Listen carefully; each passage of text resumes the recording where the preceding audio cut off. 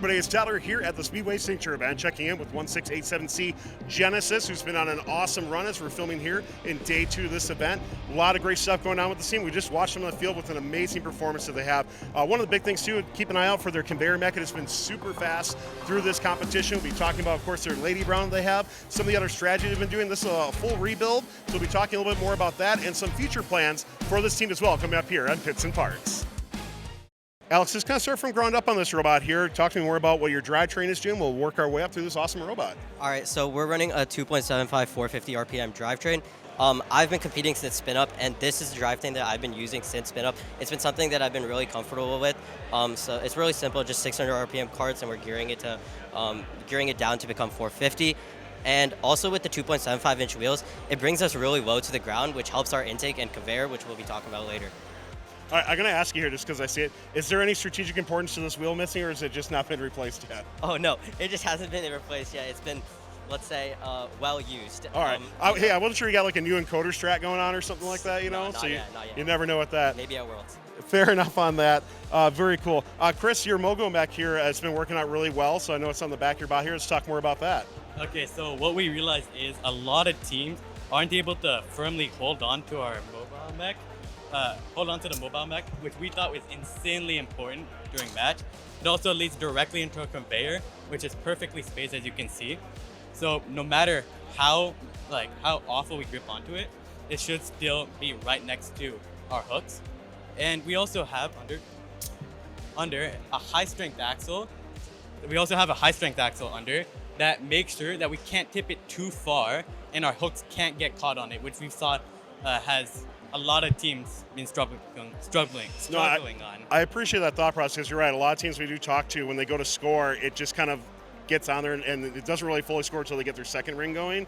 So I'm glad to hear you did that as well. I think we should show up how that conveyor works, by the way, Avnish. So talk to me more about how that works. I'd love to see a ring come in and score on there as well too. But obviously you guys have a really fast conveyor for it. So talking about the overall design, motor config, that sort of thing. Of course. So our conveyor mech has been maybe the mechanism that we've tuned the most throughout our journey in this year. We run 3 hooks and a direct 600 RPM from the motor that's mounted low to the ground here. We wanted to run a fast RPM because we knew how important skills is, so we want to be able to quickly pick up those discs even in match.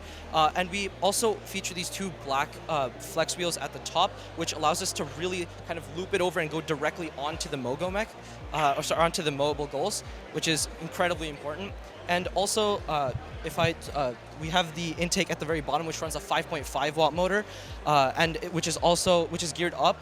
And we run this really fast as well because we want to make sure that even if our conveyor is fast, we need the intake to be able to supply it with discs. And it works really well from all angles with the funnels that will allow us to get discs from any corner. Yeah, and as we move on with this as well too, this Lady Brown block, talk to me more about kind of what's gone into making that, obviously, inspiration taken from teams, but you guys are taking your own thing. And then I know we'll talk a little bit later with future plans maybe with going with a 2 disc thing as well too. So looking forward to hear more about that. So Akshay, tell me more about it. Yeah, so basically not just our Mogo works in tandem with our conveyor, but also our Lady Brown. And so through our Lady Brown, we had many iterations through it. So first what we figured out is that we need to make the disc fit correctly in place.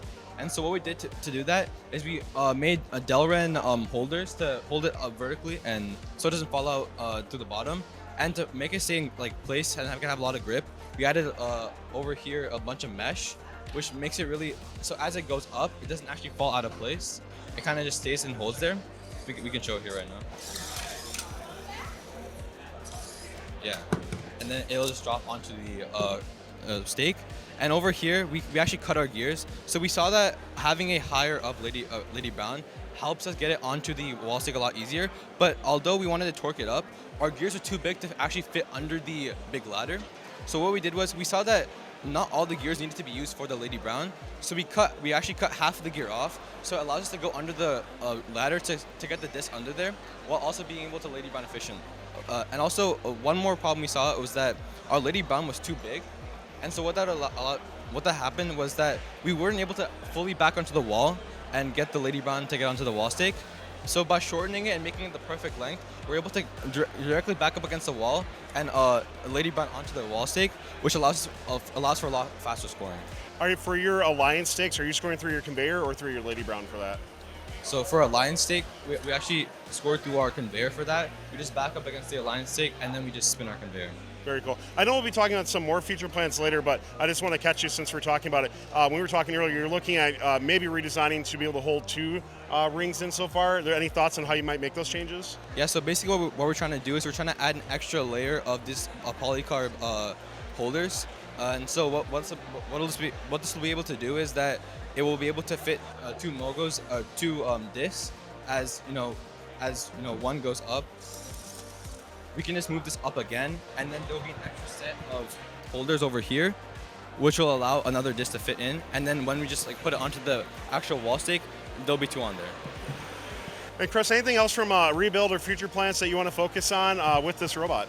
Of course, we want to make sure that the Lady Brown can hold 2, but also what we want to do, ideally, is share these 2 motors so that we can put another motor on our Lady Brown. Because what we've seen is that other teams that have 11 watts for their Lady Brown are insanely fast, and we realized that during match, being fast with the Lady Brown might be really important. So Alex, as we wrap up on the spot here, talk to me about match strategy. How is your team approaching this? I mean, you've been performing so well as you go through on this. Talk to me more about how you're approaching quals here, and anything maybe for playoffs you're looking at doing. Yeah, so we all know this game is really strategy focused, and so we take a lot of pride in taking a lot of time of tuning, finishing the ball early, and making sure that our strategies are on point. So some of the strategies that we've been playing is we've gotten 3 teams this tournament that are not able to score discs. However, we can use this to our advantage as usually the torque on their drivetrains is a lot. So we have them use our filled goals to put them in the corner and just stand there and make sure nobody else can take our mogos, and as we go and fill and do wall sticks, of course. And this strategy has been helping us beat even the top teams as they're just unable to grab our corner. And obviously those double corner modifiers are just a huge win condition in this game. Well, Genesis, you got some tough matches coming up here in qual, so we can't wait to see how you do. Obviously looking for big things as you try to qualify for the World Championship, so good luck the rest of the way. Thanks for telling us more about this awesome machine. Can't wait to see how you do, and good luck here at Speedway. Thank you.